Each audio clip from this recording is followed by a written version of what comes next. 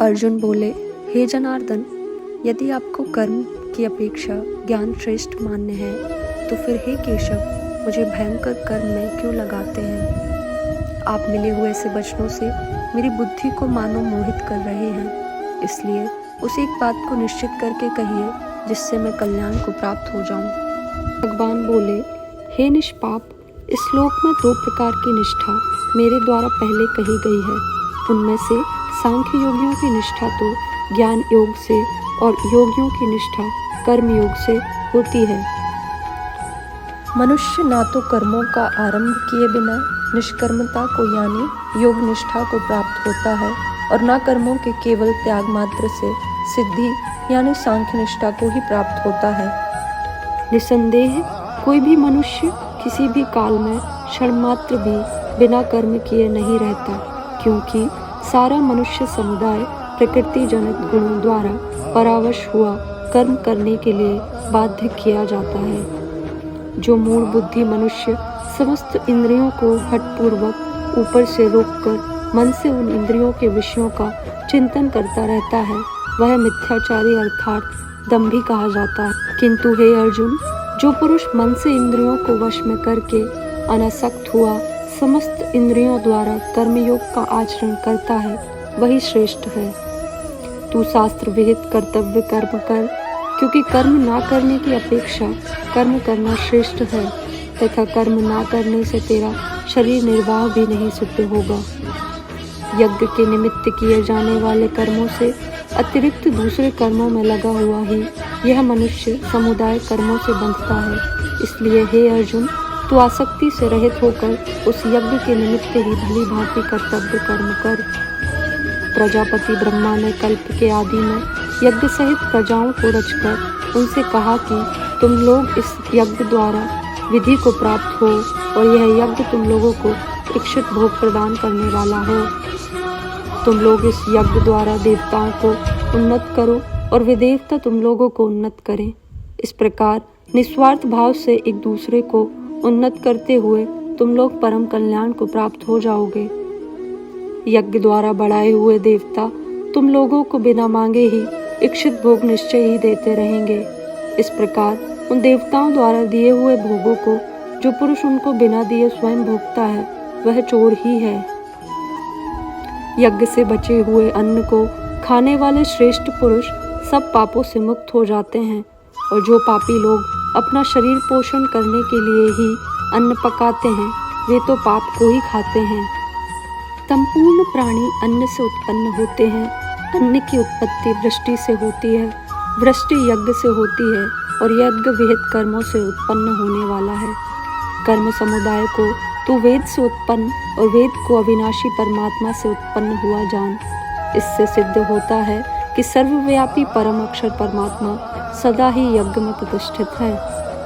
हे पार्थ, जो पुरुष इस लोक में इस प्रकार परंपरा से प्रचलित सृष्टि चक्र के अनुकूल नहीं बरतता, अर्थात अपने कर्तव्य का पालन नहीं करता, वह इंद्रियों द्वारा भोगों में रमण करने वाला पापायु पुरुष व्यर्थ ही जीता है। परंतु जो मनुष्य आत्मा में ही रमण करने वाला और आत्मा में ही तृप्त तथा आत्मा में ही संतुष्ट हो, उसके लिए कोई कर्तव्य नहीं है। उस महापुरुष का इस विश्व में ना तो कर्म करने से कोई प्रयोजन रहता है और ना कर्मों के ना करने से ही कोई प्रयोजन रहता है, तथा संपूर्ण प्राणियों में भी इसका किंच मात्र भी स्वार्थ का संबंध नहीं रहता। इसलिए तू निरंतर आसक्ति से रहित होकर सदा कर्तव्य कर्म को भली भांति करता रहे, क्योंकि आसक्ति से रहित होकर कर्म करता हुआ मनुष्य परमात्मा को प्राप्त हो जाता है। जनक आदि ज्ञानी जन भी आसक्ति रहित कर्म द्वारा ही परम सिद्धि को प्राप्त हुए थे। इसलिए तथा लोक संग्रह को देखते हुए भी तू कर्म करने के ही योग्य है, अर्थात तुझे कर्म करना ही उचित है। श्रेष्ठ पुरुष जो जो आचरण करता है, अन्य पुरुष भी वैसा वैसा ही आचरण करते हैं।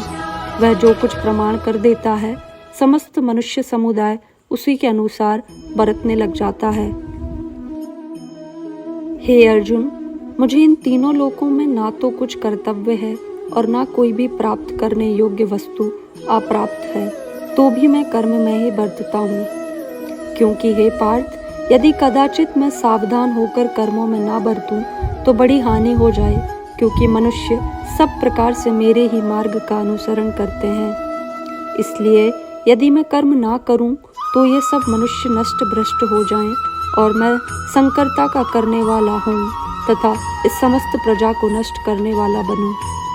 हे भारत, कर्म में आसक्त हुए अज्ञानी जन जिस प्रकार कर्म करते हैं, आसक्ति रहित विद्वान भी लोक संग्रह करना चाहता हुआ उसी प्रकार कर्म करे।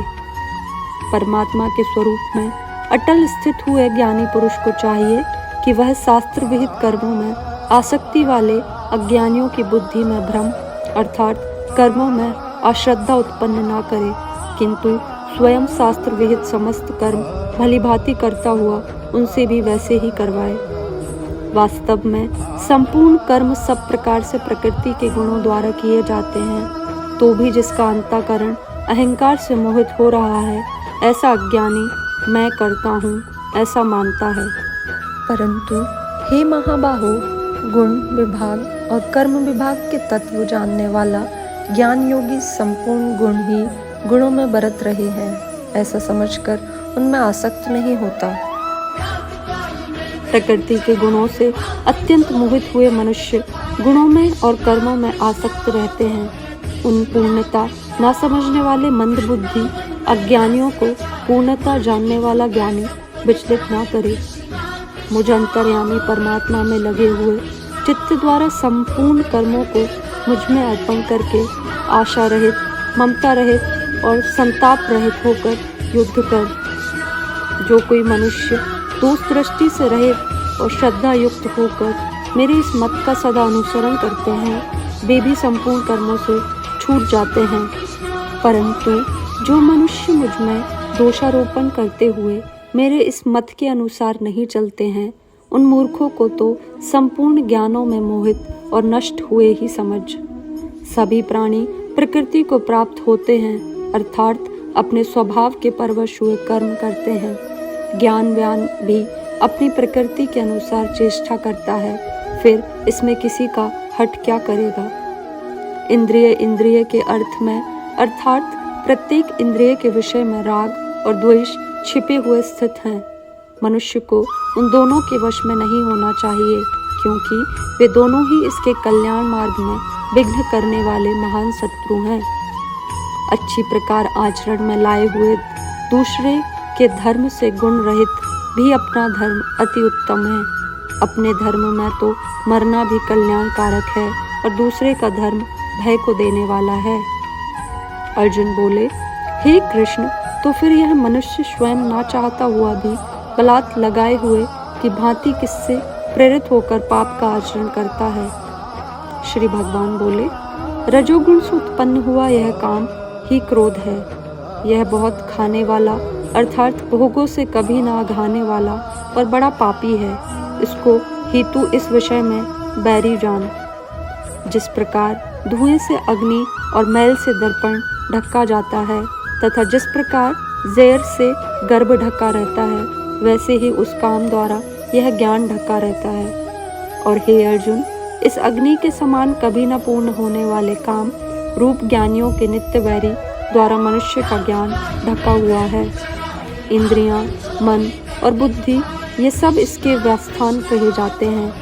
यह काम इन मन, बुद्धि, इंद्रियों द्वारा ही ज्ञान को आच्छादित करके जीवात्मा को मोहित करता है।